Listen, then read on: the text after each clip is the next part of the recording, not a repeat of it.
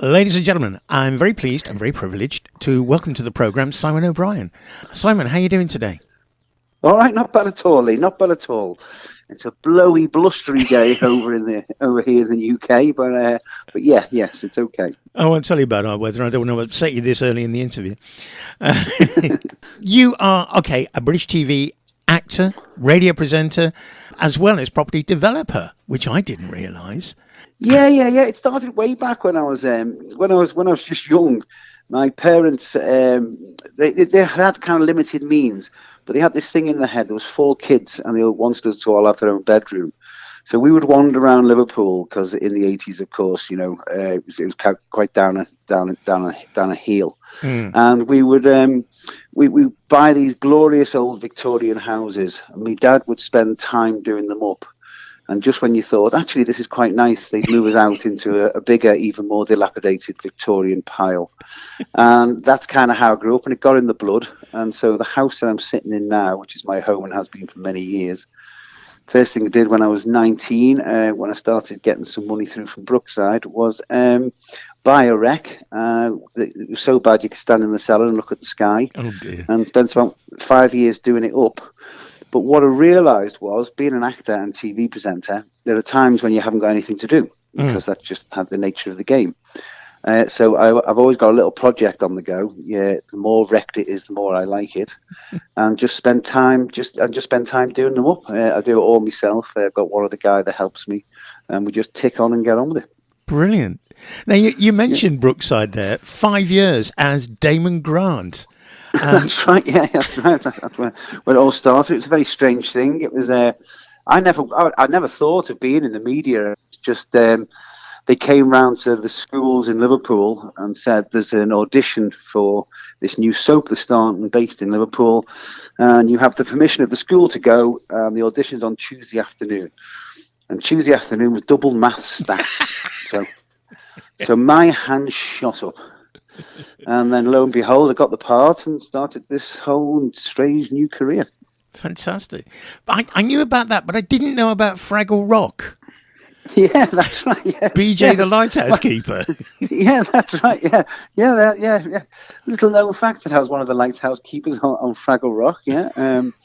I was the only person to ever meet a Fraggle. And of course, hanging around with Sprocket the dog, which was a very strange thing because the puppeteers on that were amazing. It was Henson's that made it, the same company that made the Muppets. They were just their art and their craft was so good that after a while you ended up talking to the dog and forgetting they were there. I was going to say, do you actually sort of take on this persona that this is a dog, this is a real animal, and you forget that it's a puppet? Yeah, absolutely, because they're so good at what they do.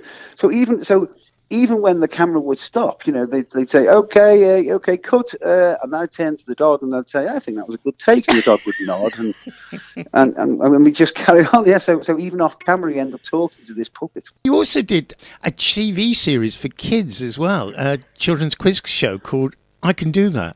What was that all about?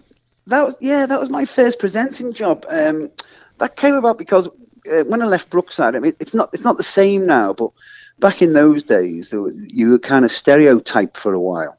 The character in Brookside had a certain popularity amongst teenagers and that kind of stuff, which some TV people got hold of and got me in to do this quiz show called I Can Do That, where kids would answer questions about what they wanted to do when they grew up, and whoever won got to go and do it for the day. Oh, excellent. So when we could have three wannabe vets, ask them all questions about animals, then one of them would go off to a veterinary practice for the day. So it was quite good fun, yeah. Excellent. What was it like doing Rough Guide with Magenta Divine? Absolutely. Wow. Yeah. What a job. Yeah. Not a bad job, paid to wander around. It was a real privilege, that, because not only would we get to go to some amazing places around the world, we'd also get access in those countries to kind of areas and to people that you wouldn't normally get to meet if you went there. So from the very top echelons of society to people really struggling to get by at the bottom, and because it was quite journalistic, that show, we would go and cover these amazing stories. So yeah, that was a real privilege to wander around with all now dear departed Magenta. Very sad. other thing I was fascinated by is you're a bit of a football fanatic. Would that be fair to say? It would indeed, yeah.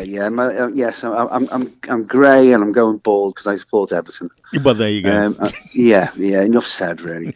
I think Everton are my first love. But these days, I played myself a lot as well. What I did, I always decided that I would keep my boots on till I was 50, and then I wisely hung them up then. So that's about 5 years ago, because the old knees were going. But I couldn't stop the addiction because I now manage my daughter's football team. She's 12 years old. Oh, well done. And I'm now standing on the sidelines screaming at them, and they don't listen to a word I say. That's Walton FC. It happens to be the biggest amateur girls football club in Europe, I believe now. Wow. Well, it's a really big setup down here in South Liverpool, and the kids just have great fun. They seem to enjoy it. We win some, we lose some. We're kind of mid-table, but they're getting there. Do you find that ladies, girls football is now becoming far more accepted, and the girls really want to get involved? Oh, it's just exploded in the last kind of, this club I'm talking about, Walton FC. They started with one team about 7 years ago. And they've now got teams in every age group from 5 up to open age. So, and at least one team in the under-12s that I manage. We've got 3 teams. Wow. It's just absolutely exploded. Another thing that you have a passion for, I guess, is cycling. Yeah, that's right. Yes, indeed. Yeah. That was I did a very strange thing when I was younger. I had an angry young man moment.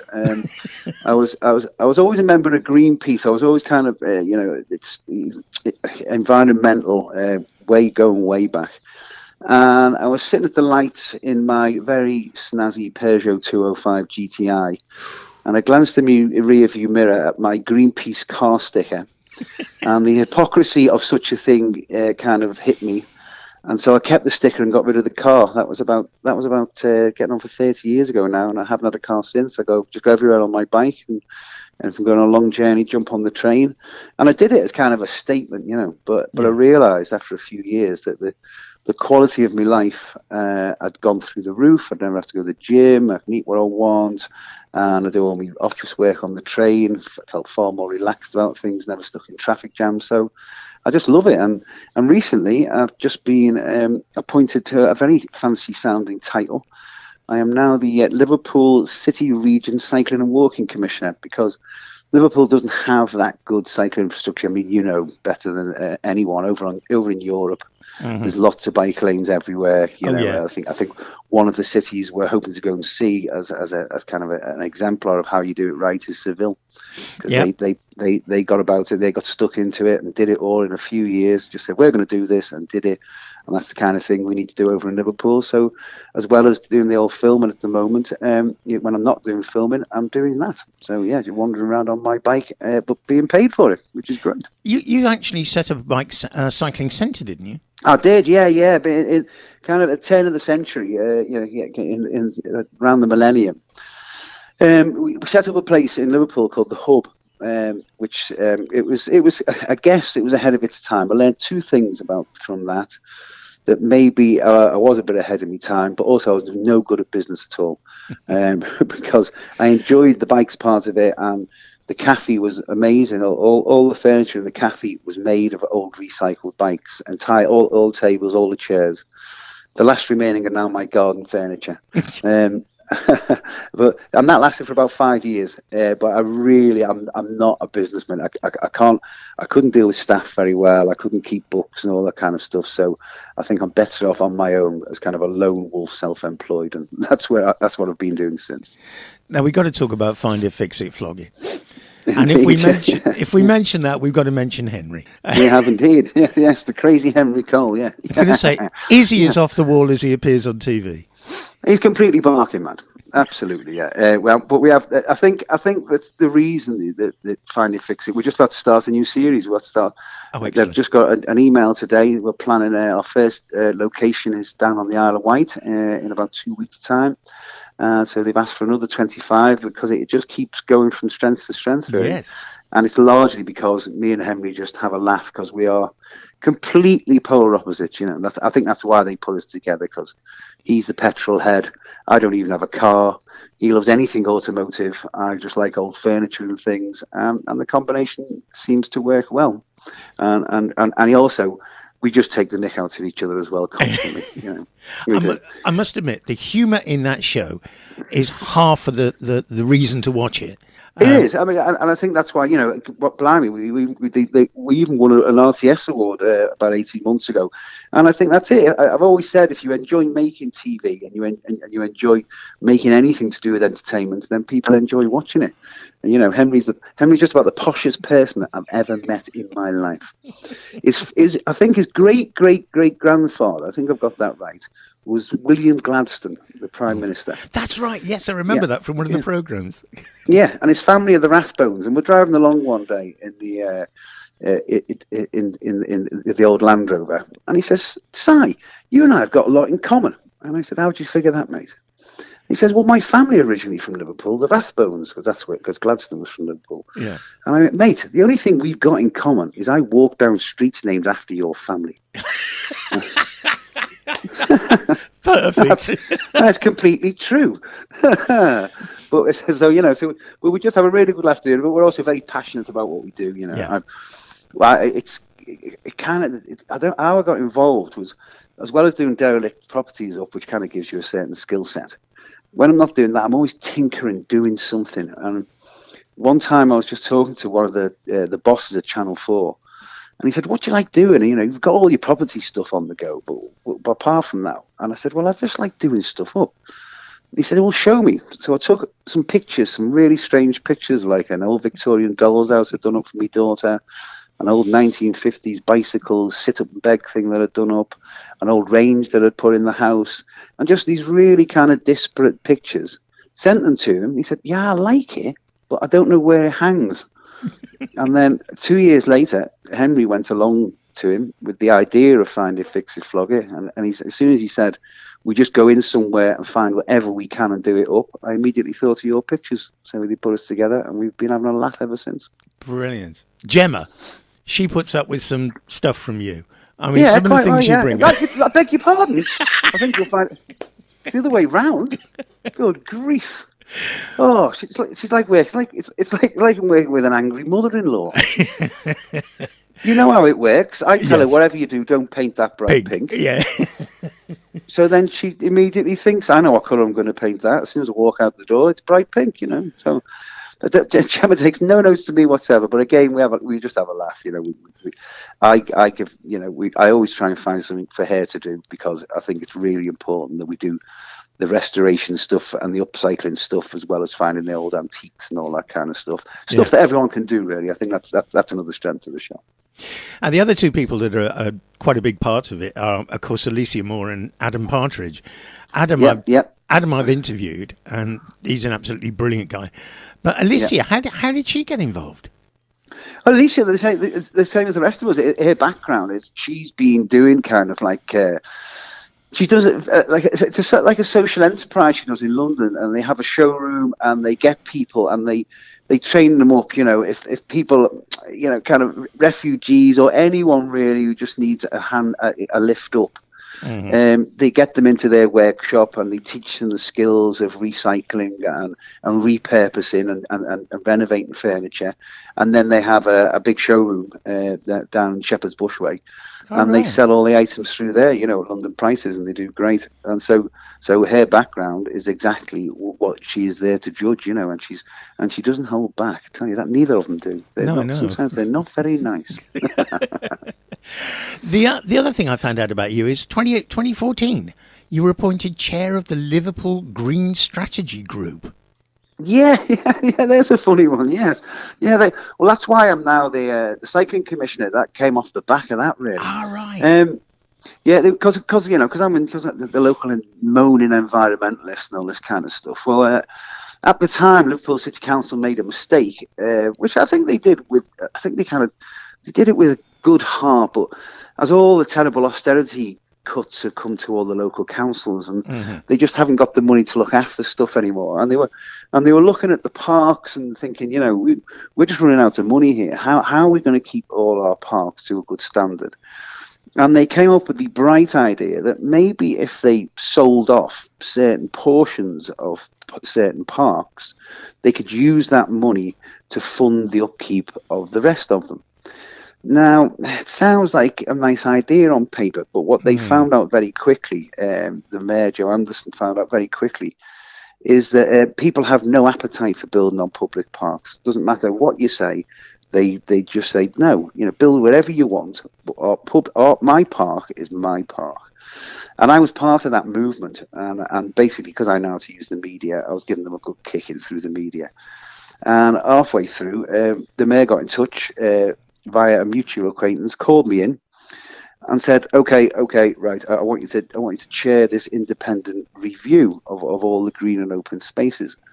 So that's what I did for 2 years, and two main recommendations came out of that. One was, don't build on public parks. Hello. But the other one was, I went everywhere on my bike all around Liverpool. I went to see every single space that didn't have a building on it, because it wasn't just green, it was green and open. So that meant brownfield, public squares, anything.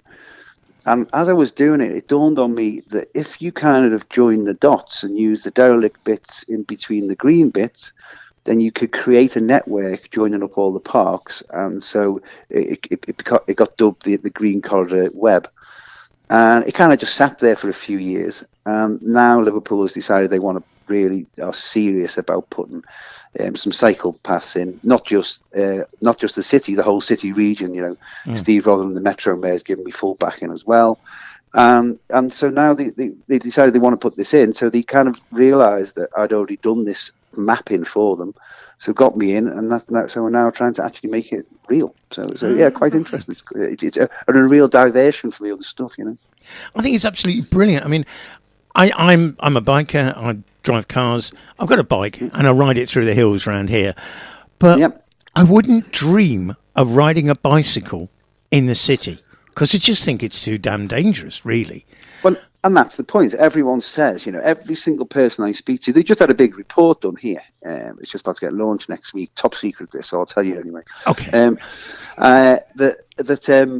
They interviewed everyone, but they did an interesting study. They didn't ask people who already ride bikes. They asked everyone who doesn't ride a bike why you don't ride a bike. And just about 70% of people they asked said, I would ride a bike if it was safe. Yeah. So in other words, if you give us a kind of the Dutch style, properly segregated lanes, not your painted white lines, they do nothing. No. But proper safe lanes, then we would ride our bike more. So that's what we're trying to achieve now. That's what we're trying. They're the people we're trying to get riding, basically. And once upon a time, I rode out of Malaga, me and my wife. Yeah. One of our tours we did was up through Andalusia, Malaga to Ronda, then back down to Gibraltar, because I've got family down in Gibraltar, and then we'll get on the ferry over to Tunisia from there. Just being crazy on our bikes, and we ride all fully loaded, so we have all our panniers and stuff because we're just mad. Yeah. We got to the top of the mountains up the back there, and this storm hit us. That we literally could only just push our bikes up it, and then we dropped down into Ronda, and we are absolutely drenched, bedraggled, and everyone else is just walking around in their flip-flops because it's a lovely sunny day. Yeah, looking at us, going, "What happened till then?" Yeah. And my Spanish wasn't good at the time. I've been learning Spanish since, but this pass we went through was called the Puerta de la Vente. Yeah, and then I kind of got that. I went, oh, yeah, the door of the window. Thanks very much for that. Yeah, yes, it is. Look that up, shouldn't I? So I know those hills well, and it's beautiful, beautiful part of the world. It really is. You're very lucky to have rides around there. Oh, yeah. Excellent. Well, look, Simon, thank you so much for talking to me. It's been an absolute pleasure. No pleasure, mate. No pleasure. Pleasure talking to you. Can't wait for the next series.